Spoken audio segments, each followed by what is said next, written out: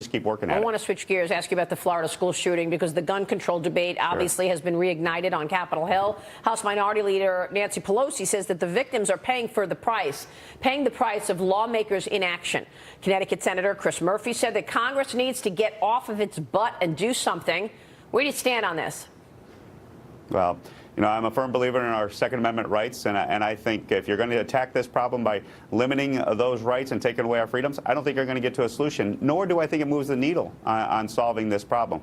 First and foremost, these are horrific tragedies. There's not a human being in Congress that doesn't want to solve this issue for our kids, and including myself. My heart goes out to these families, goes out to these folks. What we need to be focusing on is, let's have a substantive conversation about how do we deal with mental health in our communities? How do we get these individuals not only the treatment, but how do we get the medical community to embrace it as a medical condition where there can be a cure for this mental illness? And in the meantime, we got to make sure those resources are there so the treatment occurs, remove these threats to us as citizens from our society. That is a very difficult proposal, and that's why it hasn't happened, because people don't want to take on the hard issues. They want to take on the object, which is a gun, a knife, or a weapon. Taking on the issue to address the human health, mental health component is significantly harder. Well, we've been talking about that and the fact that this administration rescinded an important rule a year ago. And, why rescind something where, precludes someone with mental health issues getting a gun?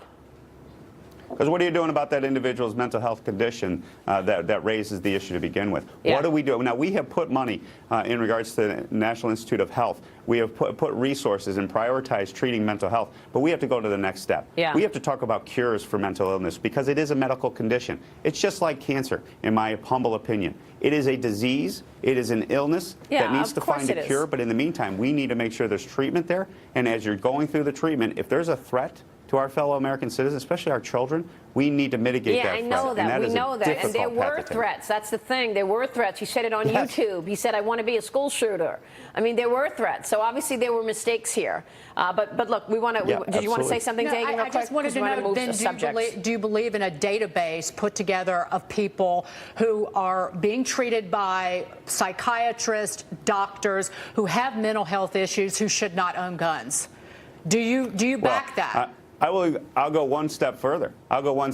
Maybe we need to have a database and have some type of supervision of these individuals so that we make sure we know where they are until they get the treatment and get their illness cured, so that they can be a safe member of society. But you know what?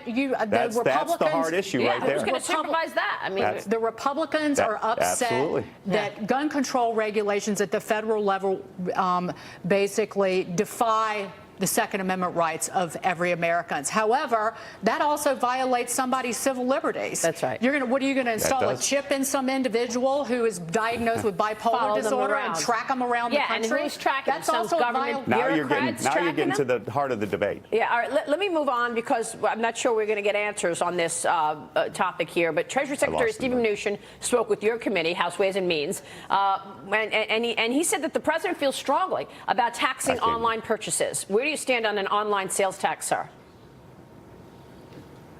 I lost your audio there. Oh, okay. Online sales tax. What do you think about it? Oh, I think there's an opportunity for us to solve this. This is, to me, a question of fairness. This is a question treating our brick and mortar folks on Main Street across America the same as our online retailers. And I think this was almost solved a couple of years ago during some hard work we did, and we were very supportive of trying to find a solution to make sure that the tax that's being imposed is collected fairly across all retailers. All right, Congressman, as you know, the giant retailers like Amazon are already collecting in most of the country because they have physical presence all over the place with their warehouses. There's something like 10,000 taxing jurisdictions in the United States. When you count cities, states, localities, is every one of these 10,000 going to be able to reach outside their borders, tax and audit small people trying to operate a web-based business?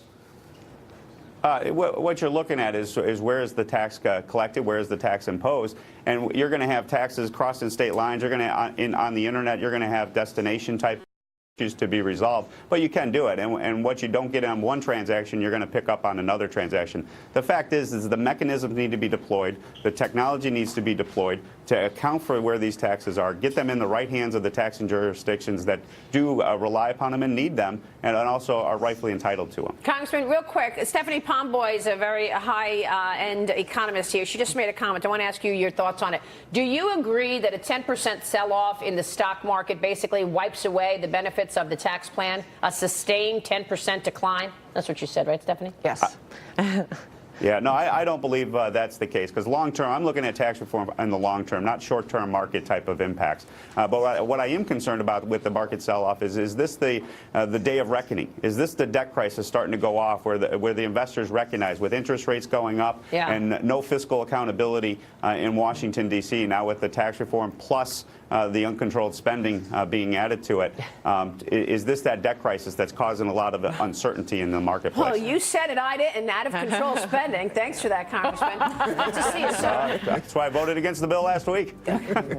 You know what? One of the few. Thank you, Congressman. We're going to talk more about that. Next time you come back, we got to talk about spending. Thank you for joining us, Congressman.